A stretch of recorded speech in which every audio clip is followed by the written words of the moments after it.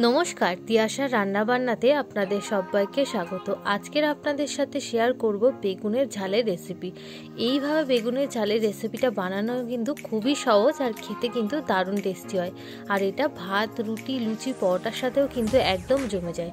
রেসিপিটা দেখার পর যদি আপনাদের ভালো লাগে তাহলে কিন্তু অবশ্যই করে লাইক, কমেন্ট আর সাবস্ক্রাইব করবেন। তো বেগুনটাকে সবার প্রথমে আমি কেটে নিয়েছি এভাবে গোল গোল করে। এখানে মিডিয়াম সাইজের দুটো বেগুন আছে, তো নুন হলুদ মাখিয়ে আমি কড়াতে তেল দিয়ে দিয়েছি। তো তেলটা খুব ভালো মতন গরম হয়ে গেলে বেগুনটা দিয়ে সাথে সাথে এভাবে চাপা দিয়ে দেবো। তারপরে প্রায় 2 মিনিট পর এটাকে আমি ঢাকনাটা খুলে একটু উল্টে দেবো।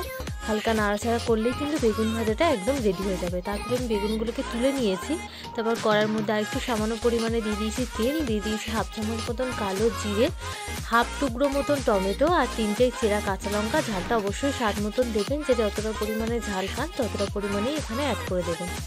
তারপর হাফ চামচ মতন এখানে আমি হলুদ গুঁড়ো অ্যাড করে দিয়েছি আর দিয়ে দিয়েছি 2 চামচ মতন কাঁচা লঙ্কা বাটা।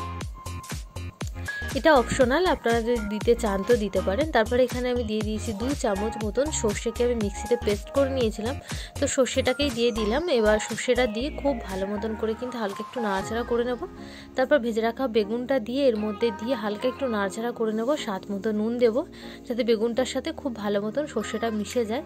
তারপর ওই মিক্সির জারটা ধুয়ে আমি হাফ বাটি মতন জল দিয়েছি। এবার জলটা দিয়ে প্রায় 2 মিনিট মতন এটাকে আমি ঢাকা দিয়ে রান্না হতে দেবো। তারপর 2 মিনিট হয়ে গেলে ঢাকনাটা সরিয়ে নেব।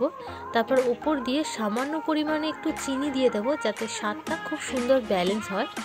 আর দিয়ে দেবো হাফ চামচ মতন লাল লঙ্কার গুঁড়ো। ঝালটা কিন্তু অবশ্যই স্বাদ মতন দেবেন। তারপর ঢাকা দিয়ে আবারও 2 মিনিট মতন রান্না করে নেব। ব্যাস রেডি হয়ে যাবে কিন্তু বেগুনের ঝাল। তো রেসিপি যদি আপনাদের ভালো লাগে তাহলে কিন্তু অবশ্যই লাইক, কমেন্ট আর সাবস্ক্রাইব করবেন। আর এভাবেই আমার পাশে থাকার অনুরোধ রইল।